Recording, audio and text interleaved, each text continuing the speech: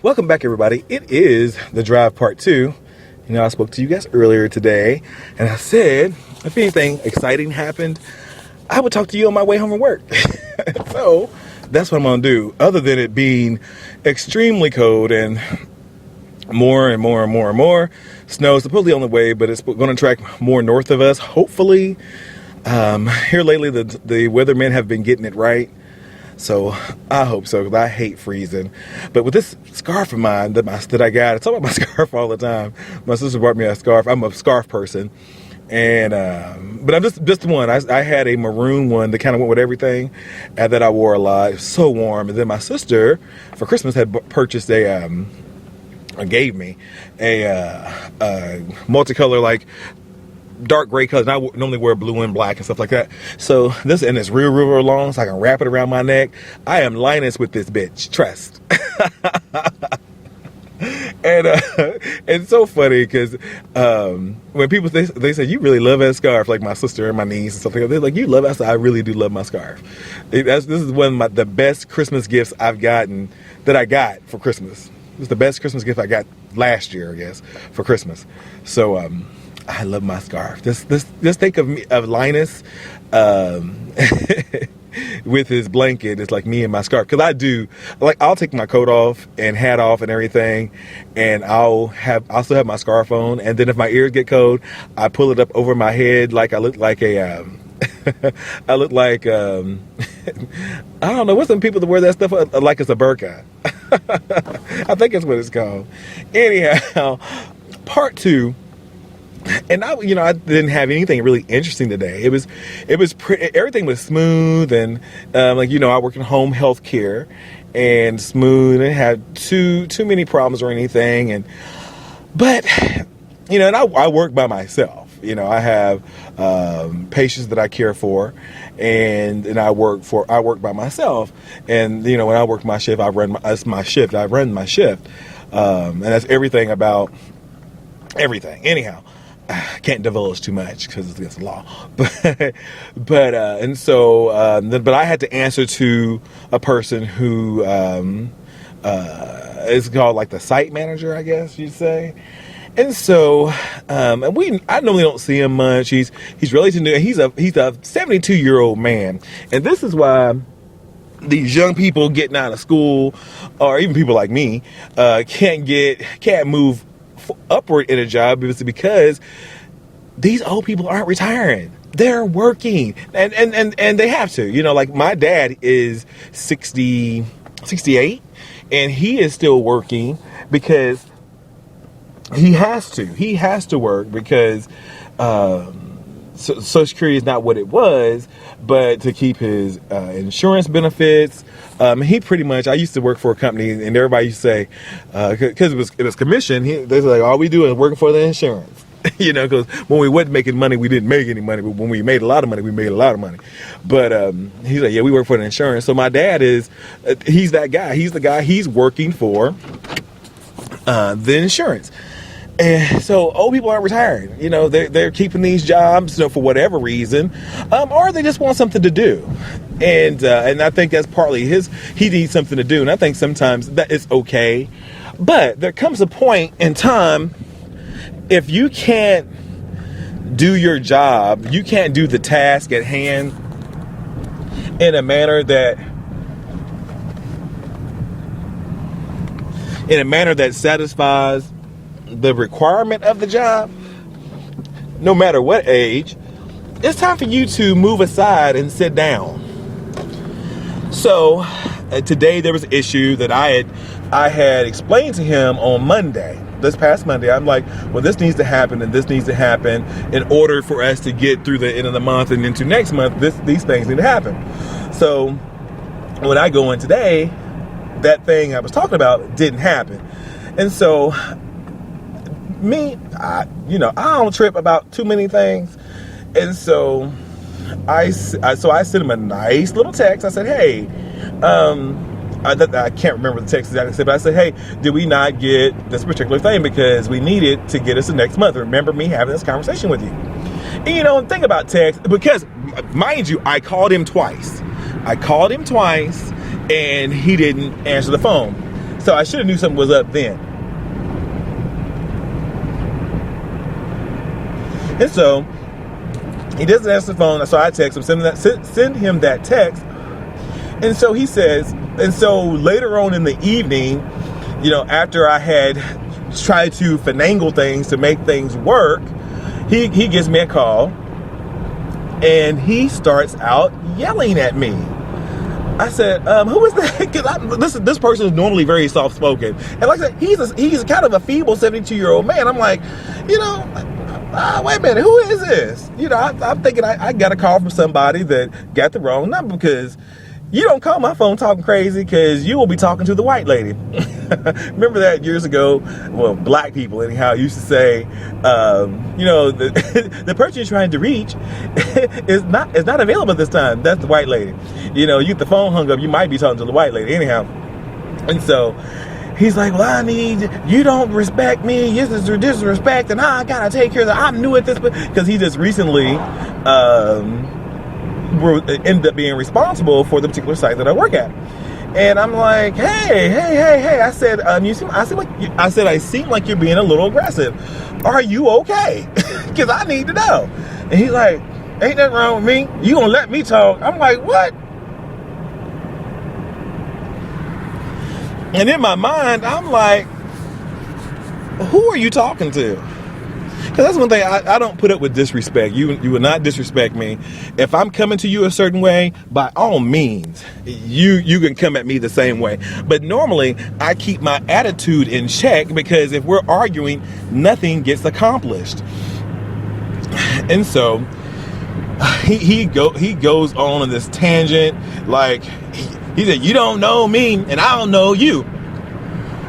I'm like, that's not even what we're talking about. And what does that have to do with the price of tea in China? He's like, I just took this job, which is untrue. He's been doing it for 3 months. And I said, well, there comes a point to when that excuse doesn't work anymore. You have to be able to, because this is just a site that's been added to him. It's not like the job has changed. It's the same job, different patients. And so I said, you can't, that excuse is only going to work for so much longer, and then you have to buck up and do the job. I didn't say that in so many words, I guess, like that, but I did say that you can't use that excuse. Keep on using that excuse and expecting people to feel sorry for you. I feel sorry for you because I know the job is difficult. I couldn't do the job because of my commitments to my mother and what she had to do. And it's a job that you're tied to 24/7. And, if you listen to any of my other shows, I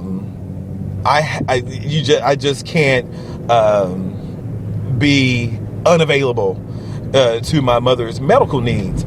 So he's going on. And I had to walk in the back of the building because he's yelling so loud. This is a 17-year-old man. He's yelling so loud that I'm like, dude, I said, can we please start over? I said, because we're obviously on a different page. Let's get on the same. Well, let's get on the same page then. I'm like, and his name is David as well. I'm like, Dave, can you calm down for 5 seconds?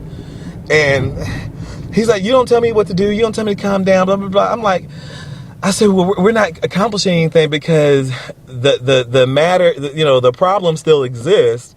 and you're telling me that, what you're responsible for, this job, and they put this on you, they didn't ask you, which is totally untrue. And again, I think he's suffering from, I'm old, which is no problem. Everybody get old. If you don't get, the only way not to get old is die young, and so he's elderly. And I think that's, the same thing when people start taking older person's driver's license away. It's a struggle. It's one of those things that I don't want to give up because you're putting me out to pasture, and unfortunately, I guess that is the right term. People use it. Unfortunately, that's exactly what it is. You can't do the job as it is now, so maybe you need to sit down so the job can be done correctly. I didn't say this to him, but that's in my mind, and I'm figuring this is what's going on. But yet and still, I can't give you a pass when you keep on disrespecting me, thinking it's okay.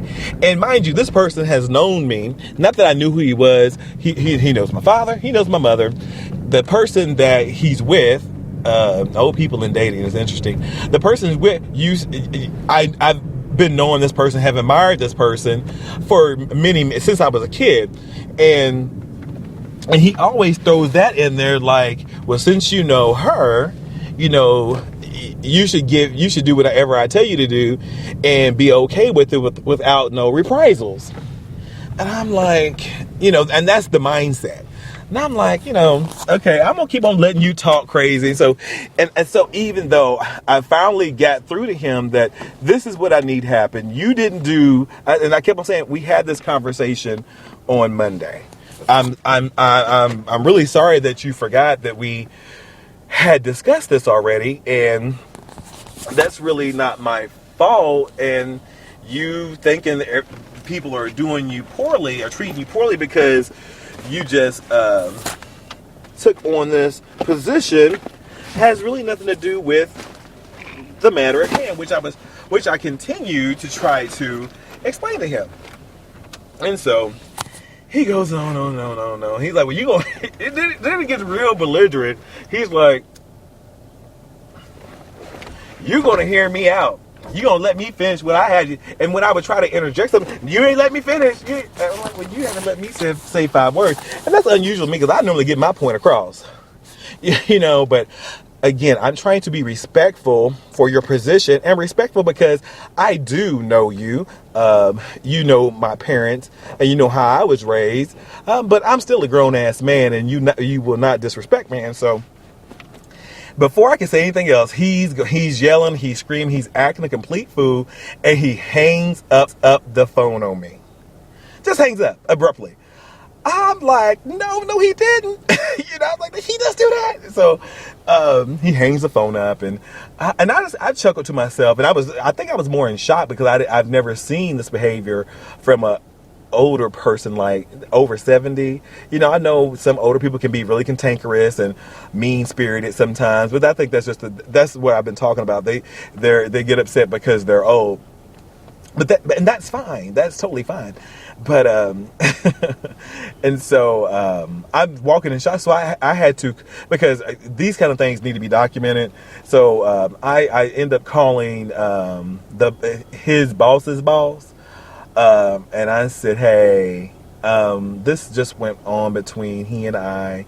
This is where we are on the situation. And she's like, and my thing is, don't enable bad behavior. She's like, oh, well, he does that sometime, and in a few days, he'll be okay and he'll apologize to you. That's unacceptable. That is totally unacceptable to me. If you're a person in position, that's a HR, to me, nightmare. You can't be argumentative to your subordinates and then one, expect productivity, two, expect respect, and three, expect to get your job done and not have a lawsuit. Not that it's that serious, because it's not. And mind you, at this particular site, because I like things done, and I know if I do it, it will get done. If you listen to an old podcast of mine on Blog Talk Radio, it was one called "Do Your Job," and so I know if I do it, it will be done. So I've taken, even though this is his site, when I'm there, I take care of everything that needs to be taken care of. Like I said earlier, I start from when I left Monday. I clean up and put out all the fires from Tuesday, Wednesday, Thursday. And then I put those out, and then I do my job accordingly. And that's just that's the only way I know how to be. And I've always been in some type of management position in my whole time of working.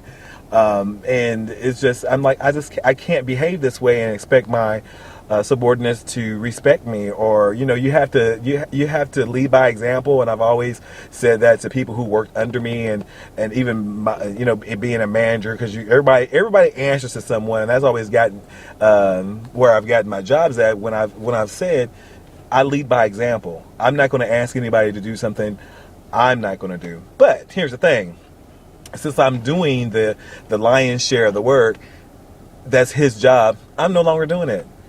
Because some lessons need to be taught, and unfortunately, I'm going to have to teach you one that's going to piss you off even more, but then you'll have to deal with your boss's boss, because I'm no longer dealing with you. Anyhow, so that ended, and then my relief staff, who I don't really like, and this is I wouldn't even call him a colleague. My relief staff comes in, and he's always another person who never takes the blame for anything. And he comes in, and we clock in through a telephone system. And there's two phones there, one to use and one to clock in, and one to fax, whatever. And so he knocks over one of the other second phones, and he's like, "Y'all always doing this. Y'all always." I'm like, dude, I'm not here to hear your mouth. I said, you stop saying y'all. I said, because y'all didn't have nothing to do with that. You the one knocked it over. Pick it up and shut your mouth. But he couldn't do that. And I clocked out. And he's like, well, I don't want you leaving out here, man. Bye. I have to go. I'm tired, and I'm not getting into someone that you are not even capable of arguing with me because you're ignorant. So anyhow. So that was my day. I hope you guys had a good day. We'll be back maybe tomorrow on my way to work. I'm going to try to get this up tonight if I can stay up. It's midnight right now, so hopefully I can get this up so y'all can hear it, because I think it's kind of funny and interesting. So you guys have a good night or good morning. It's the weekend. Enjoy your weekend, and we will see you, or you will hear us at some point or another in the future. Good night, everybody, and I'll talk to you later.